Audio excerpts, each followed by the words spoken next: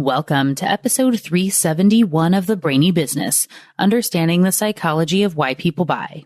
In today's episode, I'm excited to introduce you to Cass Sunstein to discuss his newest book, Look Again. Ready? Let's get started. You are listening to the Brainy Business Podcast, where we dig into the psychology of why people buy and help you incorporate behavioral economics into your business, making it more brain-friendly. Now here's your host, Melina Palmer. Hello, everyone. My name is Melina Palmer, and I want to welcome you to the Brainy Business Podcast. In today's conversation, I am joined by Cass Sunstein. Yes, of Nudge fame, as well as the wonderful book Sludge, and another I truly love called Simpler, which I've quoted from often on the show, and dozens of others. Cass is the nation's most cited legal scholar who, for the past 15 years, has been at the forefront of behavioral economics. From 2009 to 2012, he served as the administrator of the White House Office of Information and Regulatory Affairs. Since that time, he has served in the U.S. government in multiple capacities and worked with the United Nations and the World Health Organization, where he chaired the Technical Advisory Group on Behavioral Insights and Sciences for Health during the COVID-19 pandemic. He is the Robert Walmsley University professor at Harvard Law School.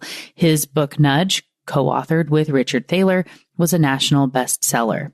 In 2018, he was the recipient of the Holberg Prize from the government of Norway, sometimes described as equivalent of the Nobel Prize for Law and the Humanities. He's here today to discuss his wonderful new book, Look Again, The Power of Noticing What Was Always There, which just came out this week, and he co-authored with Tali Sharot, whose research on optimism bias has been featured on the show and in my books many, many times as well. I'm so excited for this one. I can't even tell you. One last thing before we get into the conversation. I want to be sure you know that there are links in the show notes for everything, including related past episodes, links to articles and books, including Nudge, Sludge, Look Again, and so much more. It's all within the app you're listening to and at thebrainybusiness.com/371. Now let's jump right in. Cass Sunstein, welcome to the Brainy Business Podcast. Thank you. A great pleasure to be here. Oh, yes. I'm so excited. I tried not to gush too much when we first met a few moments ago. As I told you, most of the listeners will definitely know your name and your work. But for those who are new to you in the space, can you share a little bit about your background and the work that you do?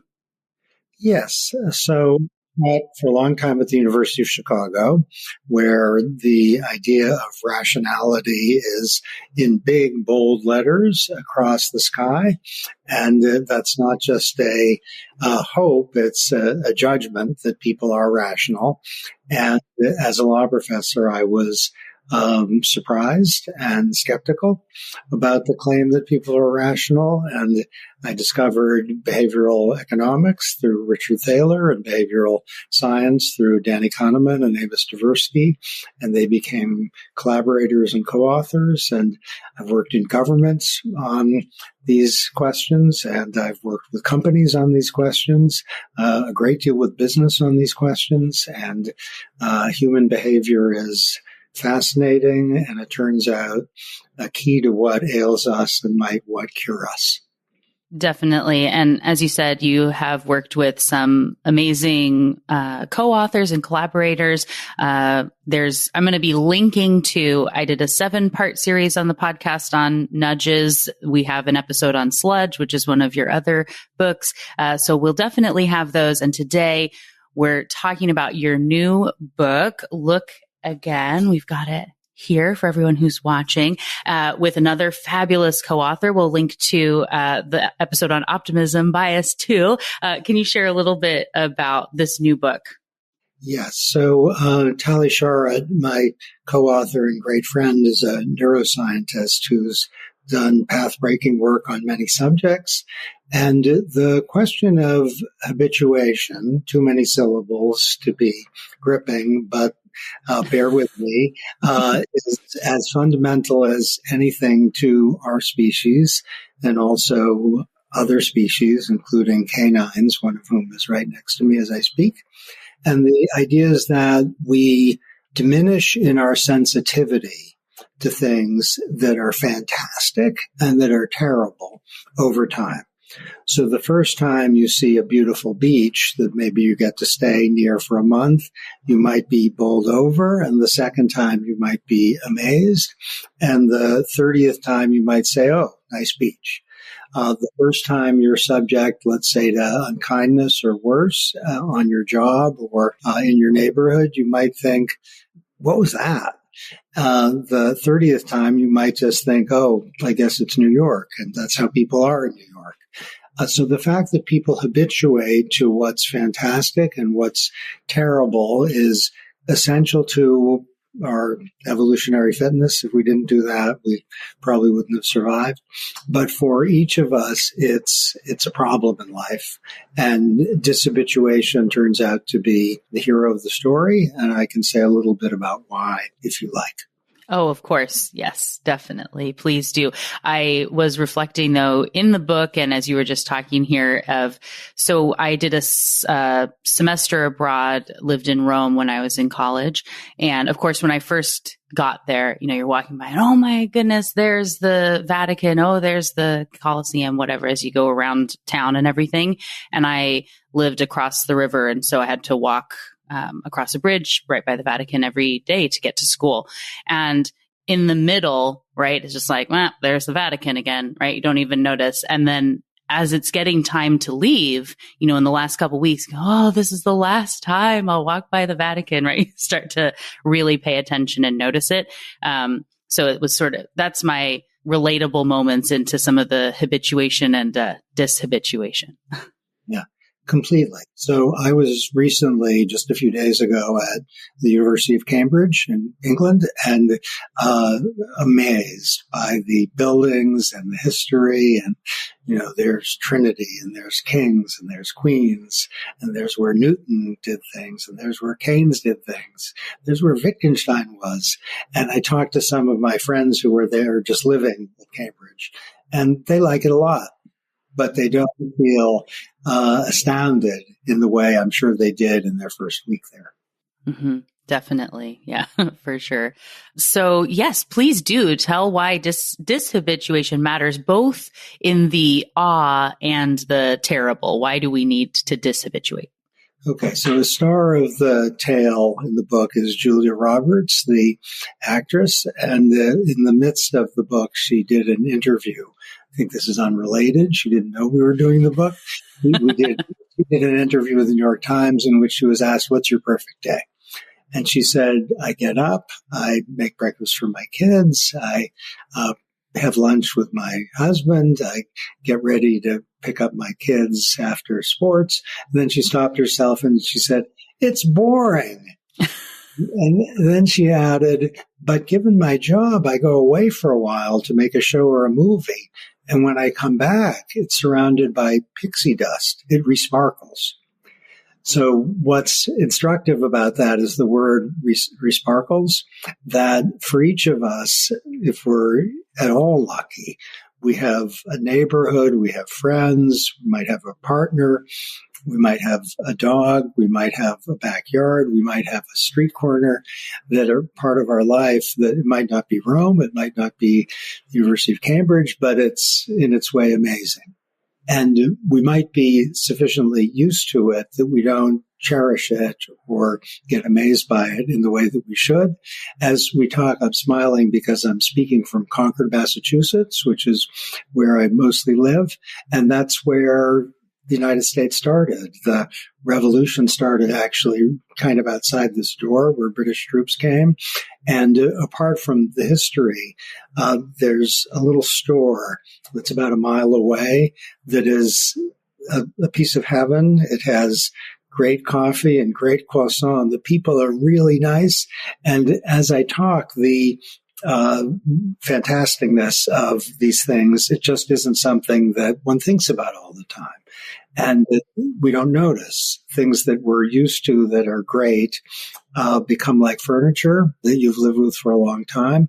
And it would be very good for each of our lives, our well-being, our sense of surprise in the best sense, to notice things that are there that we would notice if we were gone for a month and then came back.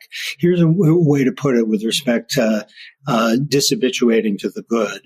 You know, when you sometimes have a dream and it's a bad dream and you lose something that you care about. It might be a friend, it might be a job, it might be a family member, it might be a loved one. And then you wake up and the bad thing didn't happen and you're completely amazed. And there's a feeling of relief that's almost like exhilaration. That's because the dream dishabituates you. It makes you treat the familiar as a gift. And that's what we should all do, really, I think. And it helps morale. It helps people do better at their jobs. It helps people do better in their relationships.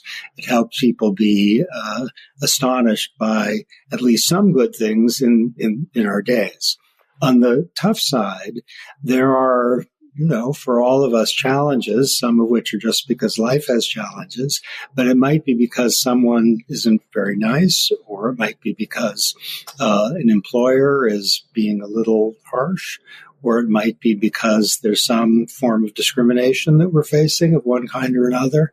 And to dishabituate to that can be not a lot of fun, because then you have to deal with something that's not so great, but it can be liberating, because it can give a sense that this is something that doesn't have to be ideal as it is, or as unkind as it is, and it can get us to say something and do something.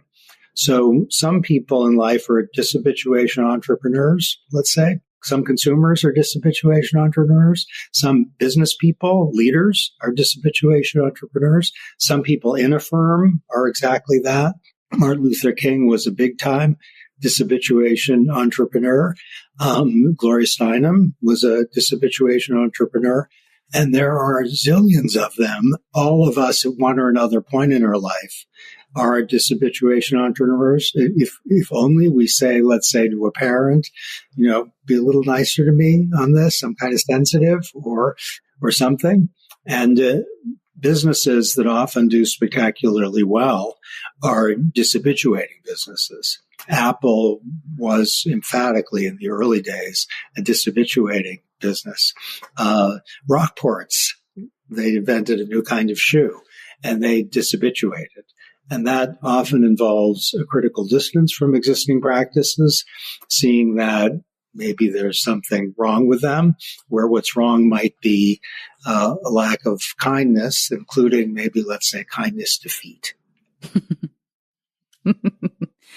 I love it. And yeah, as you have been sharing, there are so many wonderful examples throughout the book. It's definitely one, as reading, you keep going and then you go, oh, it's the end of a chapter already, right? And then, you're ready for the next one. So many wonderful examples throughout. And to focus on a little bit of the business aspect of things, as this is the Brainy Business, I really would love if you can share a little bit about creativity and how we can be more creative through this understanding of habituation. Okay, maybe we'll take this from the side. Yeah. We'll get right there, I promise. There's an Olympic athlete named Dick Fosbury who invented the Fosbury flop. It's a good name because the Fosbury flop was anything but a flop. He won the Olympic gold medal. And what he did was he invented a way of jumping that is not intuitive at all. It seems very odd and awkward, but it's a way of jumping that basically high jumpers now do. And it turned everything around. He was like Steve Jobs or Thomas Edison or people who don't make it into the books, but who are right now doing good and doing well. There are Fosbury flops of all kinds. And what he did, Fosbury, was he dishabituated. He saw the way that people jumped and he thought, I don't know that that's the way that people should jump if the goal is to get as high as possible. What if they did it this way? And to think of it like that, you would have to have a critical distance from existing practice. So I've worked in the U.S. government on several occasions, and I know that creativity in the government often comes from thinking, we've always done it this way. What if we do the equivalent of Fosbury flop? Now, one way to do it might be, and this might be a little bit of a controversial example, but Republicans and Democrats both like it. This was early 1980s, where people said, when we issue a regulation involving the environment or safety and health, why don't we try as best we can to analyze the costs and benefits? Is it going to cost, $200 million or $50 million? Are the benefits, as best we can monetize them, going to be $1 million, or are they going to be $600 million? Why don't we do that? And that came from people who weren't, longtime government people. That was a Fosbury flop. And it has helped, I think, in government, save American companies lots and lots of money. And it's also helped save a lot of lives, because if you have a safety regulation that's going to protect a lot of workers from getting hurt, the value in economic terms is really high. That's like a Fosbury flop. And I saw little things like that in government where someone might have an idea about maybe we can have people come into the United States who we know are safe and they won't have to take their shoes off, etc. Let's call it global entry or TSA pre. And many people are benefiting from global entry or TSA pre, which are, like a lot of people are, which are developed by creative people who saw something from the side. It's like a Fosbury flop. And I guarantee there are businesses right now, sometimes called disruptors. And what disruptors typically are people who, by temperament or determination, refuse to habituate. So they will take something from some other area. So maybe they're an engineer and they take something from psychology. Maybe they're a computer scientist and they take something from economics. Maybe they are involved in business planning, but they study literature.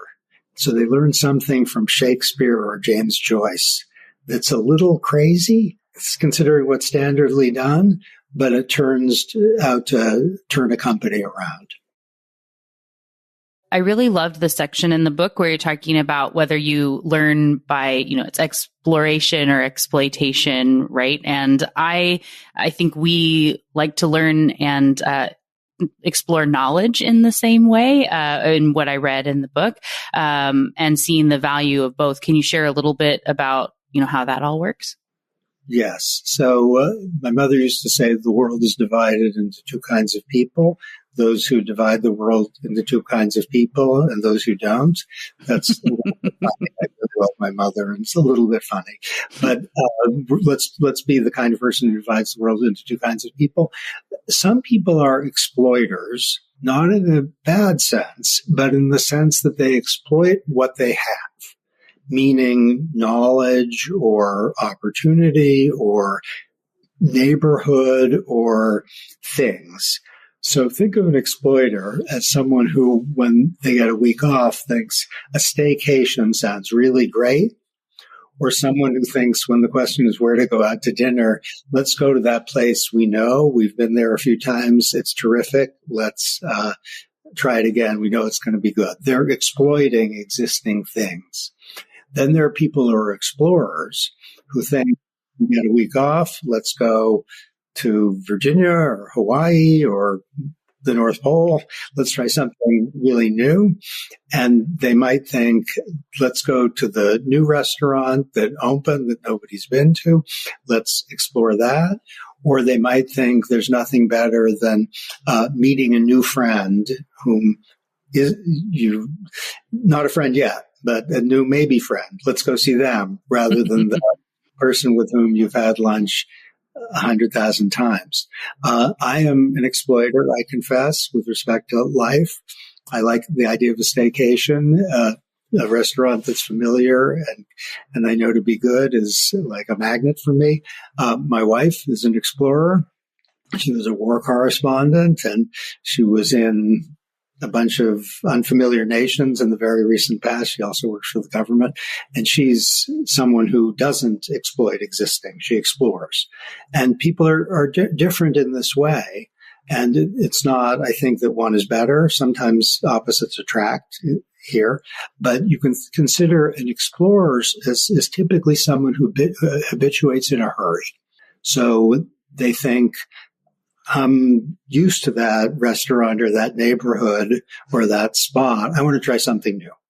So the exploiter tends not to be habituating quite so quickly. So the old familiar restaurant has its delight as well as its familiarity.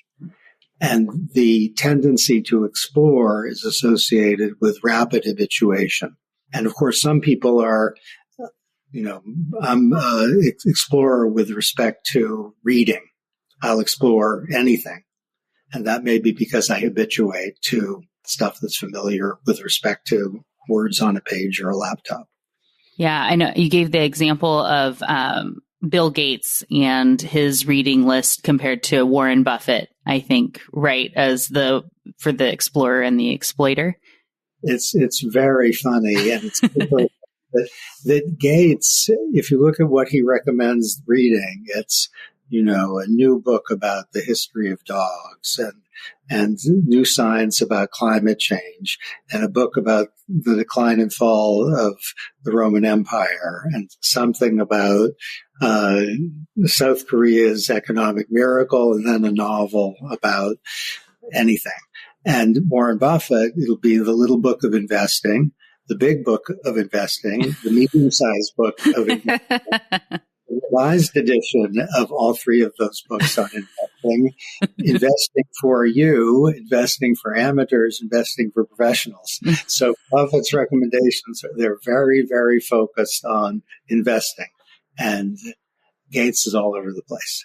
Yeah. Well, I am all about learning in that way and the disparate things that seem like they shouldn't be connected and bringing them together, that combinatorial thinking I've talked about on the show a lot. I used to edit books 1,000 years ago, it feels like. And, I'd be editing something about how to use the lighting in dressing rooms in retail. There's a whole book on that, FYI. And I'd be thinking about how this applies to what I'm doing in banking, right? Or whatever, and all the crossover of things. And so I'm a big fan of that. I get the impression that you are as well. Are you reading anything interesting, or do you have any book recommendations that are maybe off the beaten path? Well, I have a few. I'm rereading a book called Radical Uncertainty, which is a book from a couple of years ago by two people in business, contending that often we know much less than we think we do about events. We don't know the probability that things happen in a certain way, so we can't calculate expected values. The claim is that what Frank Knight and John Maynard Keynes referred to as uncertainty as opposed to risk, when you can't assign probabilities to outcomes, is everywhere. Radical uncertainty, that kind, is everywhere. And it's a romp. It's an improbable romp, this book. I don't agree with it, really, but I'm learning from it. And I'm learning from it not least because I don't agree with it entirely. And rereading right now, because the author recently died, my favorite novel in any language. I only really have one, but of all the translated languages, this is my favorite novel. It's called Possession by A.S. Byatt. And I reread it every couple of years, and Byatt recently died. And this is an extremely beautiful behavioral economics and romantic book. Wonderful. Well, thank you for sharing those. They will be linked in the show notes for everyone, so we can read like Cass. I'm sure everybody will be delighted for that. If I may ask one more, maybe different question than you get. I kind of hope so. I like to mix things up a little bit. So we have a lot of aspiring authors and or people who have written, and even if we think about, writing content, not just books. But you write a lot of books and co-author a lot of books. Do you have tips for people who are thinking about writing both? What's the difference of writing on your own versus with co-authors? What are your thoughts on any of that? Okay, great. Well, a couple thoughts. Some projects, I get something like a tingle down the back of the neck, and that's excitement. And for this book, that happened. The topic of habituation and not noticing the great and the not so great. That the more you think about it, it's, I think, a thrilling idea. And if you get a tingle of excitement about a project, then go for it. And if you don't get that tingle, then either see if it eventually starts to sneak up on you, or if it's nonetheless worthwhile because you're liking it, even if you're not thrilled by it. So idea number one is tingle. Idea number two is you can't edit a blank page. So often with writing, I find for myself that the first paragraph or the first page is the hardest. And once you have a paragraph or a page, maybe you have some sense of where to go. And if you don't, to keep going in the hope that you'll have something you can edit is, I think, liberating, knowing that if you're doing something that you don't like very much, that's okay. So I sometimes say to myself when I'm thinking these paragraphs are awful, I say to myself, assume it's good. I tell myself, assume it's good. And it's sometimes very hard to do that, but it won't be good. But then if I'm lucky, the fifth page will be good. And then you can go. Collaborating with Talia Shart was a complete joy. She's fun. She's incredibly smart. She's funny. She's very good at seeing where her co-author's ideas might not work, and she's nice about it. And whether she's figured out how to be nice about it or whether she just intuitively is like that, I don't know. I should ask her. And she's also very good at synthesizing her ideas with her co-author's ideas. She's also a spectacular writer. So she's a better writer than I am, and to see my prose coming back with more energy and life because of her, that's fantastic. So find a co-author like her is great. I would recommend that. Any co-author is someone you're going to spend a lot of time with. So to make, as any project is something you're going to spend a lot of time with. So make sure it's someone with whom you like spending a lot of time. All my collaborations have been a joy for me, but they've been differently joyful. Danny Kahneman, for example, is an adventure as a co-author. He's extremely critical of everything, most of all himself. Part of his genius is his ability to improve on his own, what I would have thought was fantastic work, and he makes it better. He's the type who stays up late at night thinking, are we there yet? And how do we get there? Dick Thaler is just really fun. He's has super high standards, but he thinks if it's not working, we'll try something else. And, to find someone like that, any of those people is great. That is such wonderful advice. And as we've already said, and you highlighted there, you've definitely worked with some really amazing co-authors. And I love, as you said, they're different and there are really great things to see about each of them. And I think it's kind of an exercise in, dishabituation in the way that you're writing and working on projects to have different co-authors. So I really enjoy it. And to see the different way it comes out in the writing, like you said, is really cool. So thank you again so much for joining me on the show. For everyone who is looking to learn more and to connect, do you have, what's the best path for them to learn more? And of course, we'll link to the book in the notes as well. I think to connect with any work on habituation, I think Look Again is the only book on that topic, but we have lots and lots of footnotes. So there's fantastic work in multiple fields, psychology and neuroscience, some in economics, that you can find. Anything related to behavioral science and nudging is kind of adjacent to this. So Dick Thaler and I have a new edition of our book, Nudge. We call it the final edition, which was the behavioral trick we're playing on ourselves. So it was not to do another edition. We'll see if it's really had fun with that book. That has a lot of references to behavioral science.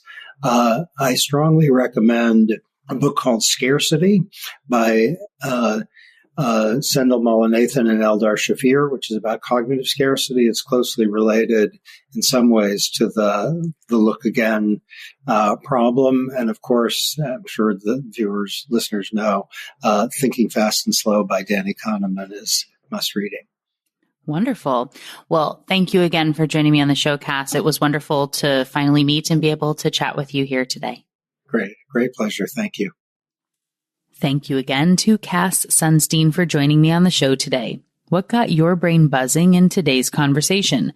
For me, I am just bursting about how delightful it was for me to be able to talk with Cass for this episode. Of course, Look Again is a fascinating and phenomenal book full of wonderful insights and opportunities to make lives better and more sparkly, which I love. And beyond that, I've been a fan of Cass and his work for as long as I've been in this field, and I'm sure it is the case for many of you listening today as well. So finally being able to meet him was a real honor. Those who say never meet your heroes aren't in the field of behavioral economics and behavioral science, let me tell you. Everyone I've had the privilege of meeting is so generous and kind and thoughtful, and of course, Cass was no exception to that. So wonderful. And I hope you enjoyed those writing tips. As I said in the intro, Cass is attributed with being the nation's most cited legal scholar who has written dozens of books. In addition to the teaching he does and his work in the White House and around the world, it's truly amazing. And I've quoted him to many since recording this episode with the fabulous tip that has really stuck with me of you can't edit a blank page. Just get started, write something, do something, and know that you can edit and move forward from there. Getting started is so important. There's always time to edit. That goes for books, emails, articles, blog posts, podcast episodes, and journeys in life. We love a good metaphor around here. What are you inspired to get started with today that you can edit tomorrow? Come share it with me on social media. You'll find me as the Brainy Biz pretty much everywhere, and Melina Palmer on LinkedIn. As we close out the show, don't forget about those show notes, which include links to all those related past episodes and books, including Look Again, Nudge, Sludge, and more. It's all waiting for you in the app you're listening to and at thebrainybusiness.com/371. And thank you again to Cass Sunstein for joining me on the show today. It was a delight to chat with and learn from you. Join me Tuesday for another brainy episode of the Brainy Business Podcast. It's going to be a lot of fun. You don't want to miss it. Until then, thanks again for listening and learning with me. And remember to be thoughtful. Thank you for listening to the Brainy Business Podcast. Melina offers virtual strategy sessions, workshops, and other services to help businesses be more brain-friendly. For more free resources, visit thebrainybusiness.com.